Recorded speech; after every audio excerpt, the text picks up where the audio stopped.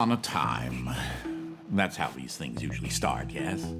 A sister took pity on her brilliant, prolific, and incredible brother.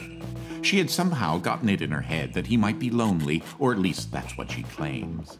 And so, on a perfectly fine, productive Friday afternoon, the sister picked up her son from the Elwood Academy for Boys and dropped the aggravating child off on the brother's doorstep. Now the boy had visited Quadrangle Manor on a few occasions.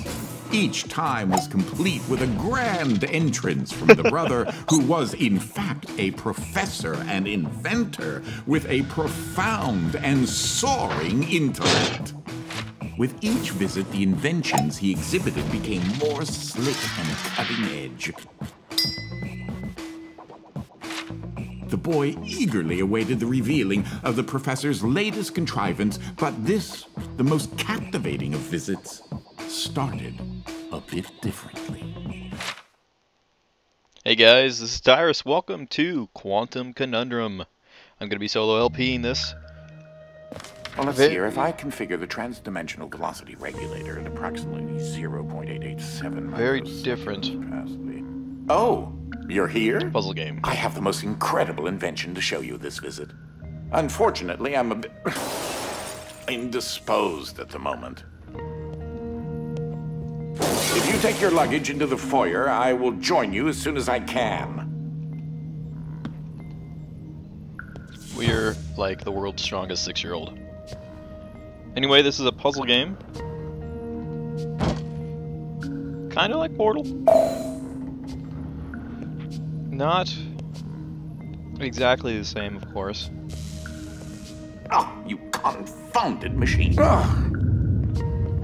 What was that?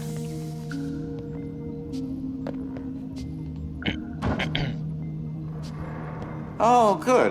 That should be a safety release for the door up there somewhere. Now, where on earth did I put that?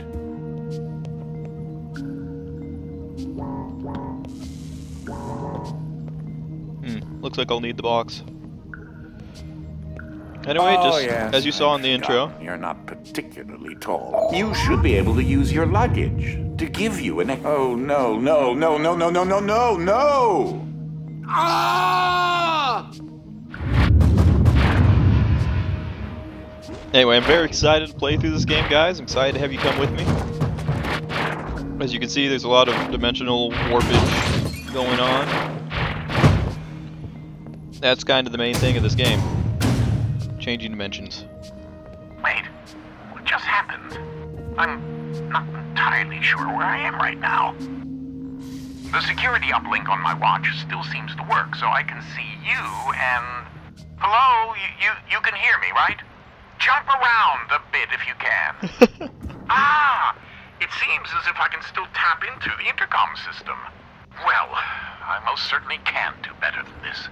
Testing, testing, testing, testing, testing! There. Ha! Much better. Now, what in the world are you doing here? Were you supposed to be here today? No matter. Yes. Well, judging from the current underwhelming amount of light in this room, we're still on backup power. My head is killing me. It seems as though I now possess a rather large epidural hematoma. A bump on the head. Do me and yourself a favor and head to the front hall. There's a way to restart the power grid.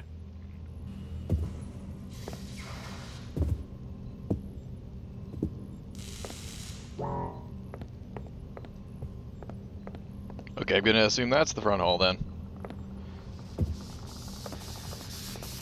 Now it opened. Last I remember, I was in the new technology sector, and then... I don't know. I do think the failsafe was tripped accidentally. Unfortunately, the front door will remain in lockdown until you can restore the power. Bit of lag there, don't know why. If you head over to my office over on the left, you should be able to restart the manor's power grid. Throw that switch there. It should be the one. Well, that wasn't as effective as I'd hoped. You'll have to reactivate the generators in each sector in order to lift the current lockdown. Just take the glove in the box with you. I wish you could see my facial expression right now, as I am not pleased. What you are holding is an early prototype of the interdimensional shift device, or IDS device for short. It's one piece of my latest invention that should come in handy. Get it? You know, because it's a glove. Ah. Alright. Oh, okay. So this is kind of like a hub room. Alright, alright. If you can access the generator at the back of each wing, we might be able to lift the lockdown on the rest of the house. It seems as if the breaker did unlock the blue wing. Well, I suppose you should start there first. Kind of an odd design for a house, honestly. Oh, what's this?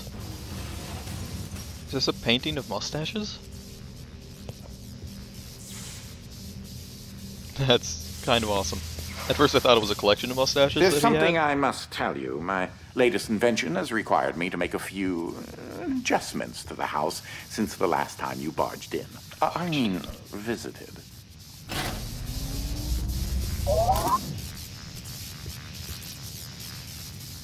Now, one of the topics that our family has been studying for several generations are rifts existing between various dimensions. I've been able to develop a power source that will channel enough energy into one of these dimensional rifts that it can be widened enough to travel through. The glove controls the power source, which allows you to travel to whichever dimension has rifts in the area.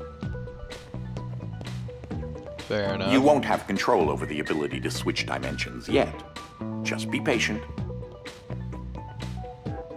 This door is using one of my inventions, the repetitive, periodic, articulating gruide.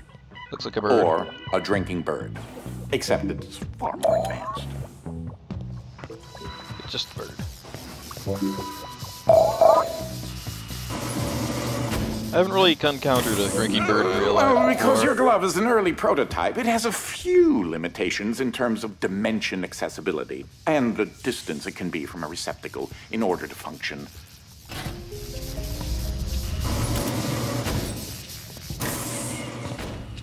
A shift in perspective. This is such an early experiment with dimensional shifting, so I decided to have it triggered remotely with the drinking bird. Instead of operating a door, the bird will trigger a dimensional shift. Interesting. There's an IDS battery in the machine that will power the dimensions, which in this case is Fluffy Dimension. In addition to Fluffy being embarrassingly adorable, it's also rather useful because everything is 10 times lighter than normal. Why is there a fluffy dimension of all things? Though that looks like a regular scale, it is in fact a portable kinetic mass-to-electricity converter.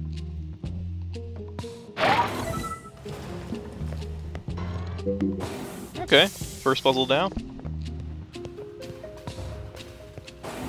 Looks like we're gonna have to help. There's that lovely bird again. Sometimes I call him Desmond.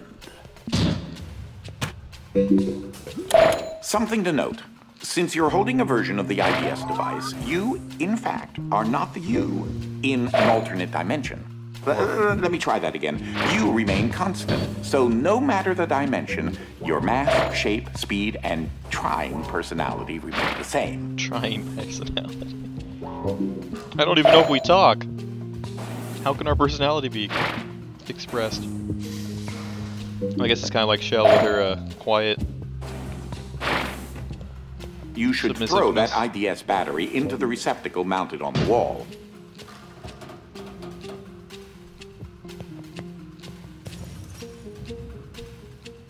It's probably somewhere obvious and I'm just missing it.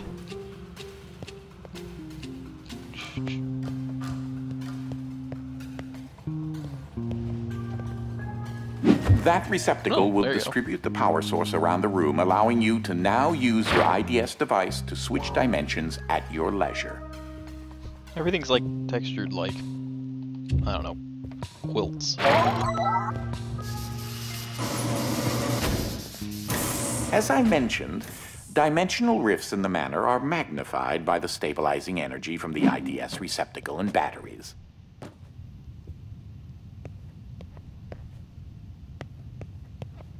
This is what enables you to slip between dimensions when you're wearing the IDS glove.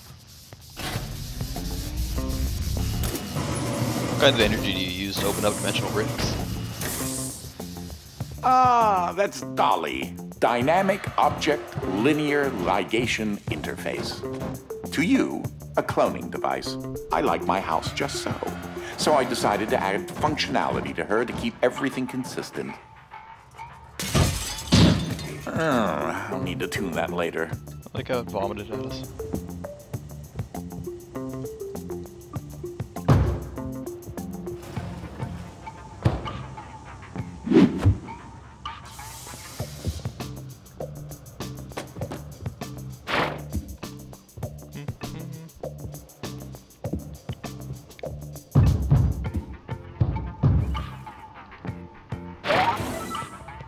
This is a clever idea.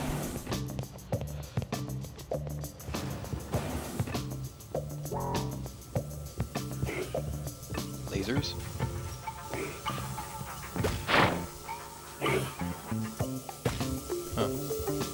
These are my own particular hybrid beams of carbon dioxide and neodymium dope yttrium aluminum garnet lasers using an alternating ray configuration.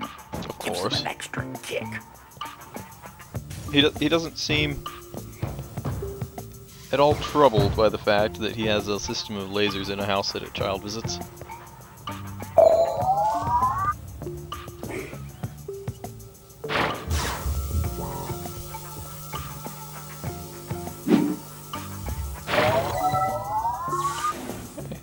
First try. Doesn't seem like you can run. Unfortunately, the breaking of this glass is a necessary evil. Don't take that as permission to do it elsewhere.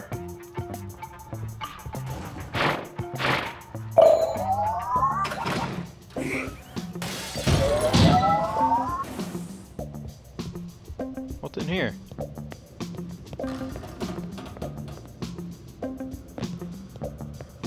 Oh, okay. It's a case you don't figure it out.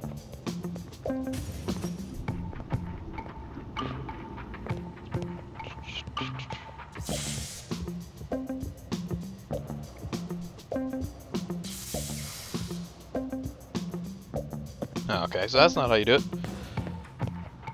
I must have to click the button once again.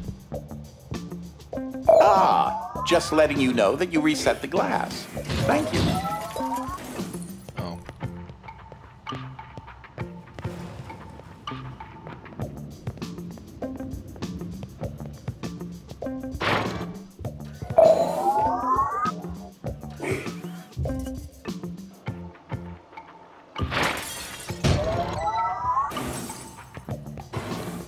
That one was a little bit different. Had to think about that one more.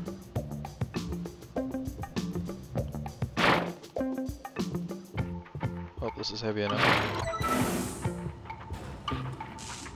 One thing I like about this... that creature there is an interdimensional kinetic entity, or Ike. Hello, creature thing.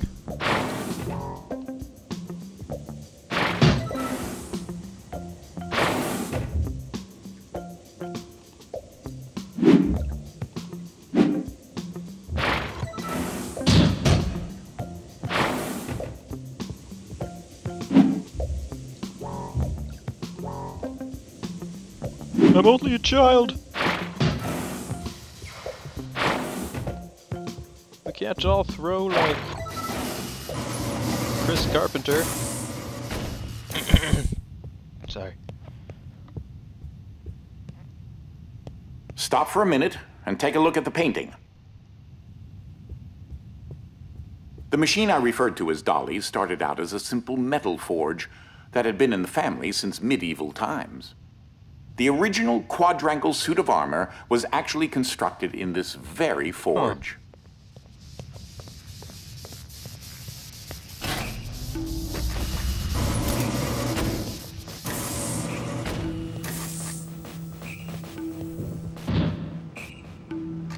It's him again. Ike. Let's see. That didn't do. In case you're wondering, you turned on the fan. Please say that you don't need me to explain that to you. What is he doing? He's just making this weird noise.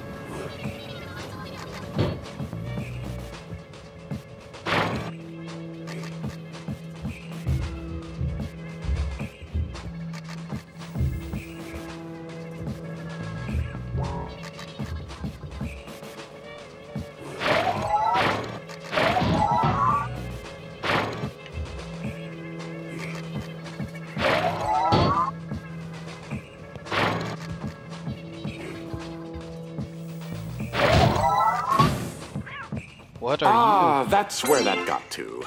That is a botched experiment of mine called the awkward noise generator. Noise generator? There's got to be more around here somewhere. Standard issue conveyor belts. So much easier than carrying things yourself.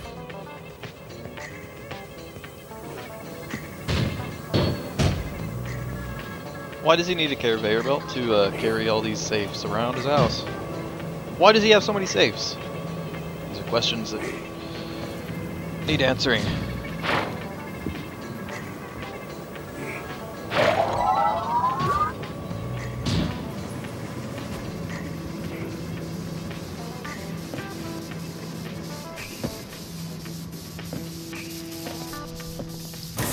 So, I haven't discussed my location a whole lot, but it seems as if I'm in some sort of limbo. I think I may explore a bit and see what turns up. Gotta say, I like the voice actor for this Uncle Professor guy. It's a good choice. He's got just enough snarkiness to fit the pompous, smart aleck kind of thing.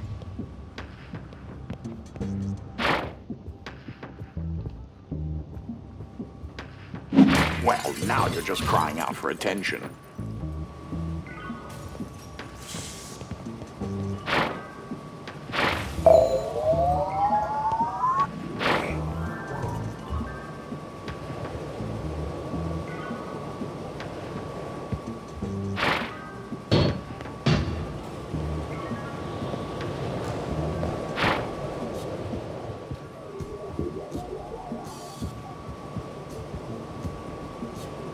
Yay! I like fans. Fans are useful things.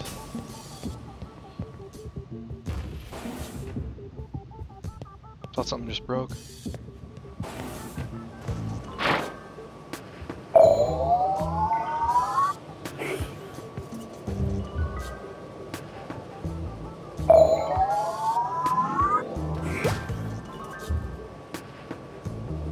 No.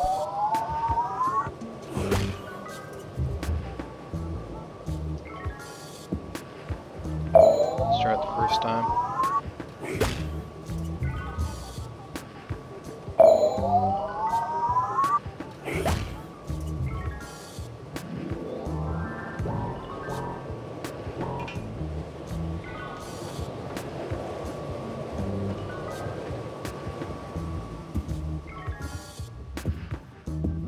Okay, so I'm gonna have to move this box.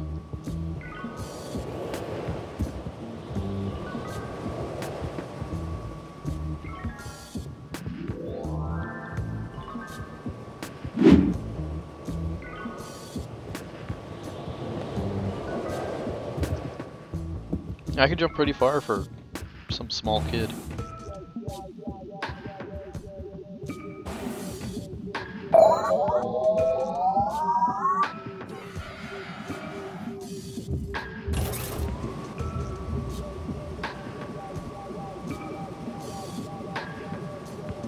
Looks like I can make some stairs here.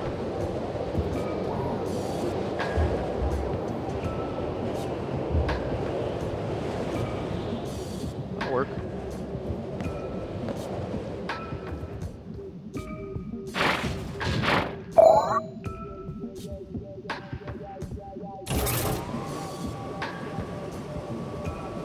Why does he have a picture of himself in a bunny suit? I'm gonna have to pay attention to those paintings more, because it's just... they're pretty weird. This room often gets rather sweltering in the summertime. Air circulation is very important.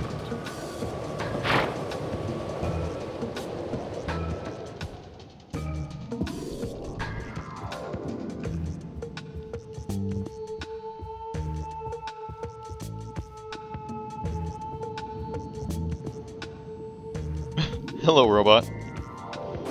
Alright, I think that's as good a place as any to end off the first episode. Thank you guys for watching, and I'll see you next time.